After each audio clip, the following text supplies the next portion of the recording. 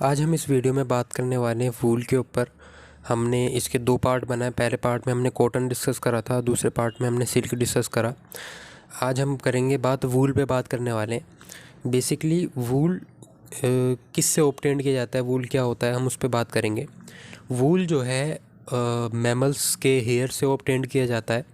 अगर इसके other names की बात करें तो उसे शीप वूल कह सकते हैं अदर नेम्स में। बायोलॉजिकल सोर्स की अगर हम बात करें कि किससे ऑब्टेन किया जाता है वूल, तो वूल ऑब्टेन किया जाता है शीप से ऑब्टेन किया जाता है वूल।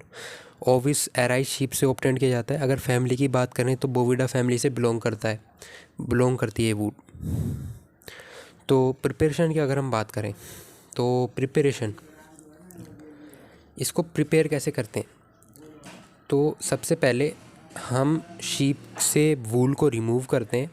उसके बाद हम वूल शॉर्टर से हम वूल को सेपरेट करते हैं लेंथ वाइज, कि जो लेंथ वाइज यानी बड़े साइज़ की जो वूल है उसको सेपरेट करेंगे, जो शॉर्ट साइज़ की वूल है उसे अलग सेपरेट करेंगे। उसके बाद क्या करेंगे, वूल को हम बीट करते हैं। बीट इसलिए करते हैं यानी थपकी से, जैसे कपड़ों को पीटते हैं ना, वैसे इसी तरीके से उसको वूल को मारा जाता है, पीटा जाता है, बीट किया जाता है। तो वो इसलिए करते हैं ताकि डस्ट और डर्ट को रिमूव किया जा सके। इस प्रोसेस से डस्ट और डर्ट रिमूव हो जाती है। फिर हम वूल को वॉश करते हैं वार्म सोपी वाटर में, यानी साबुन के पानी में हम उसे धोते हैं। उसके बाद हम जो सोपी वाटर होता है, वार्म सोपी वाटर होता है, गर्म जो थोड़ा वार्म होता है सोपी वाटर, उसमें धोते हैं उसे। फिर उसको दो रोलर्स के बीच में हम उसे डाल देते हैं, जिसके कारण वो स्क्वीज़ हो जाती है। फिर उससे स्क्वीज़ करते हैं। स्क्वीज़ करने के बाद हम उसे सुखाते हैं, ड्राई करते हैं। फिर उसको चरखे में घुमाते हैं, स्पन करते हैं यार्न में हम उसे। अगर हम इसके मॉर्फोलॉजी की बात करें तो मॉर्फोलॉजी में इसकी अपीयरेंस की अगर हम बात करें तो अपीयरेंस में ये स्मूथ होता है, स्लिपरी होता है और ये इलास्टिक होता है नेचर में। और अगर साइज़ की हम इसकी बात करें तो ये 2 से 50 सेंटीमीटर लॉन्ग होता है और 5 to 100 माइक्रोमीटर इसकी 50 to 100 माइक्रोमीटर वाइड होता है।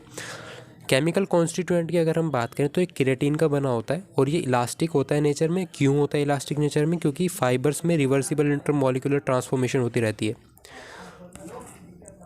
और इसमें अमीनो एसिड प्रेजेंट होता है। अगर हम इसके यूजेस की बात करें तो क्रीप बैंडेजेस बनाने के काम आता है और फिल्टरिंग मीडियम की तरह इसे यूज़ कर सकते हैं। अब हम बात करने वाले हैं रेयॉन की। रेयॉन एक रीजनरेटेड फाइबर्स है। रीजनरेटेड फाइबर यानी सिंथेटिक फाइबर है, सिंथेटिकली बनाया गया फाइबर है ये। अदर नेम्स की बात करें तो इसे रीजनरेटेड सेलुलोज भी कहते हैं, विस्कस रेयॉन भी कहते हैं। बायोलॉजिकल सोर्स की बात करें तो ये आर्टिफिशियल फाइबर है जो कि रीजनरेटेड सेलुलोज से ऑब्टेन किया जाता है। और अगर हम इसके प्रिपरेशन की बात करें तो ये सेलुलोज के पल्प, पहले हम सेलुलोज का पल्प लेते हैं, जैसे मैंगो का पल्प हो गया ये सब का, तो ऐसे ही हम सेलुलोज का पल्प लेते हैं। उस पल्प में 80 से 90% सेलुलोज और हेमी सेलुलोज रहता है। उसको फिर हम विस्कस रेयॉन प्रोसेस के थ्रू हम उसे गुजारते हैं पल्प को।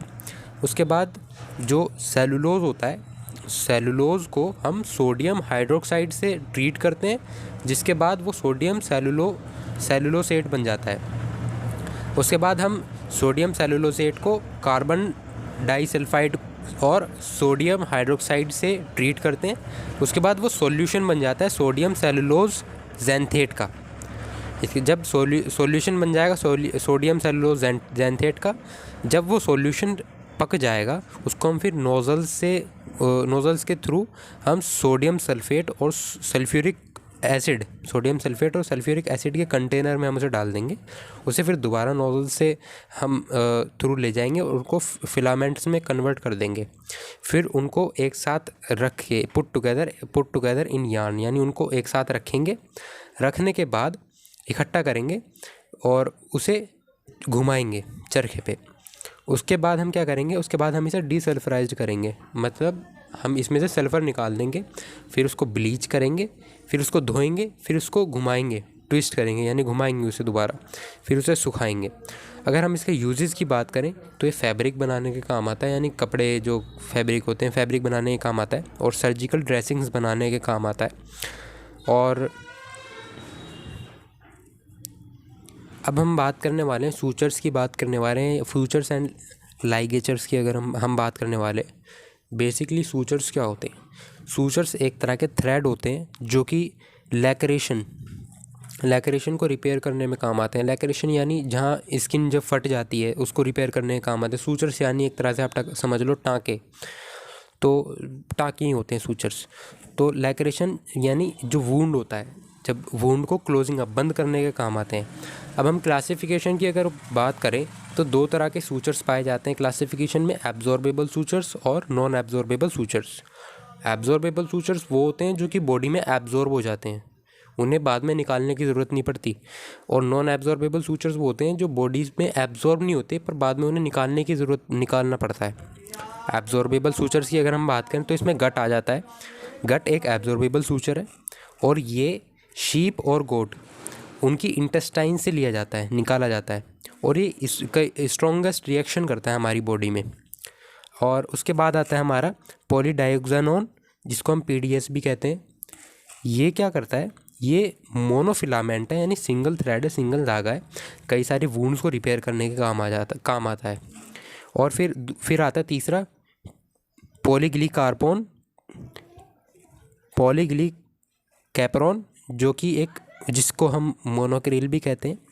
ये एक मोनोफिलामेंट है यानी सिंगल थ्रेड है, सिंगल धागा है, जो कि कई सारे लैक्रेशन यानी वुंड्स को, बेसिकली कई सारे वुंड्स को क्लोजअप यानी बंद करने में काम आता है। और लेकिन इसमें यह है कि कार्डियोवैस्कुलर जो वुंड होती हैं, जो कार्डियोवैस्कुलर वुंड होती हैं, उनको रिपेयर करने में इसका यूज़ किया नहीं जाता है। क्यों नहीं किया जाता? क्योंकि ये रिएक्शन कर जाता है अगर यूज़ करेंगे कार्डियोवैस्कुलर वुंड्स में, तो इस वजह से उसमें यूज़ किया नहीं जाता। अगर हम फिर आता है विक्रिल, ये ब्रेडिड होता है, ब्रेडिड सूचर होता है। ब्रेडिड यानी जो गर्ल्स होती हैं, गर्ल्स चोटी बांधती हैं, तो वो चोटी की तरह होता है, इस वजह से उस टर्म यूज़ कर दी ब्रेडिड। तो चोटी जैसे स्ट्रक्चर होता है इसका, तो ब्रेडिड सूचर होता है, जो कि हैंड और फेशियल डेकोरेशन को क्लोजअप करने के लिए काम आता है। जैसे हैंड हाथों में और फेस में जो लैक्रेशन होती हैं, वुंड्स होते हैं, उनको क्लोजअप करने के काम आता है। अगर हम नॉन एब्जॉर्बेबल सूचर की बात करें तो नॉन एब्जॉर्बेबल सूचर्स में सिल्क सूचर आ जाएगा, ये ब्रेडिड होता है और ये नॉन एब्जॉर्बेबल होता है। कॉटन सूचर आ जाएगा, कॉटन जो है इसमें काफ़ी सारी स्ट्रेंथ होती है और लॉन्ग टाइम तक स्ट्रेंथ रहती है इसके पास। नायलॉन सूचर की अगर हम बात करें, ये भी ब्रेडेड रहता है, स्ट्रॉन्ग है और वाटर रेसिस्टेंट है। लेनिन सूचर की अगर हम बात करें, सस्ता होता है और ये स्ट्रॉन्ग सूचर होता है।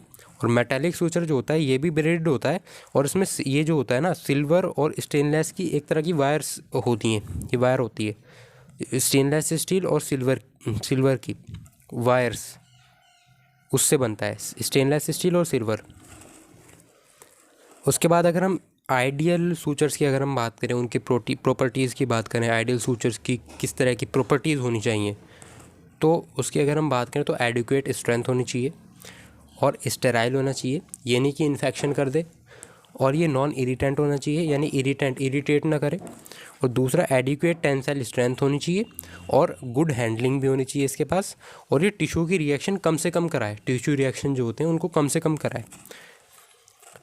उसके बाद हम सूचर टेक्निक की बात करने वाले हैं। कई सारी सूचर टेक्निक्स होती हैं, उन पे हम बात करेंगे। तो सूचर टेक्निक्स में सिंपल इंटरप्टेड सूचर जो है ये मोस्ट कॉमन टेक्निक है। इसमें क्या करते हैं, हम निडल लेते हैं, निडल को एपिडर्मिस लेयर के परपेंडिकुलर इंसर्ट करते हैं। एपिडर्मिस लेयर बेसिकली हमारे जो स्किन में लेयर होती हैं, एपिडर्मिस हो गया, डर्मिस हो गया, तो एपिडर्मिस लेयर के परपेंडिकुलर से इंसर्ट की जाती है निडल को।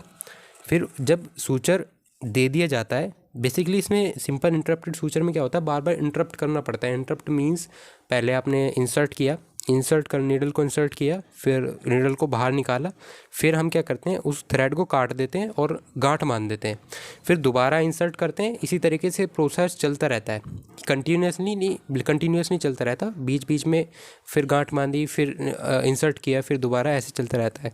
उसके बाद कंटिन्यूस सूचर की बात करें, ये इसे रनिंग सूचर भी कहा जाता है, कंटिन्यूस सूचर को। इसलिए कहा जाता है क्योंकि इसमें बार बार इंटरप्ट नहीं करना चाहता है। विदाउट इंटरप्शन सूचर कंटिन्यूसली चलता रहता है जब तक वुंड एंड तक ना पहुंच जाए, कि बंद ना हो जाए। उसके बाद एंड तक पहुंचाने के बाद हम उसको थ्रेड को काट देते हैं, उसको काटने के बाद गांठ बांध देते हैं, और शुरू में भी गांठ बांध के फिर सूचर्स को अप्लाई किया जाता है। यानी स्टार्ट होता है इंटरप्टेड सूचर के साथ, उसके बाद एंड में थ्रेड काट के गांठ बांध देते हैं। इस वजह से इसे रनिंग सूचर भी कहा जाता है।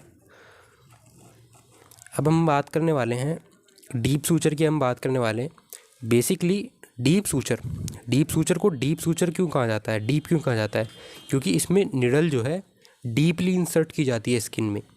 और बरीड सूचर, उसके बाद नेक्स्ट आता है बरीड सूचर को बरीड इसलिए कहा जाता है क्योंकि गांठ जो होती है उसको, गांठ को अंदर माना जाता है, इनसाइड द स्किन अंदर माना जाता है। क्यों माना जाता है, क्योंकि बेसिकली ये गांठ जो अंदर बांधते हैं, ये जो सूचर्स होते हैं, बरीड सूचर जो होते हैं, मोस्टली ये एब्जॉर्बेबल सूचर्स होते हैं। अगर ये नॉन एब्जॉर्बेबल रहेंगे तो दोबारा हमें स्किन को कट करना पड़ेगा उनको गांठ खोलने के लिए। तो basically most of the buried sutures are absorbable. Subcuticular suture या सबक्यूटिकल अगला आता है सबक्यूटिकुलर सूचर।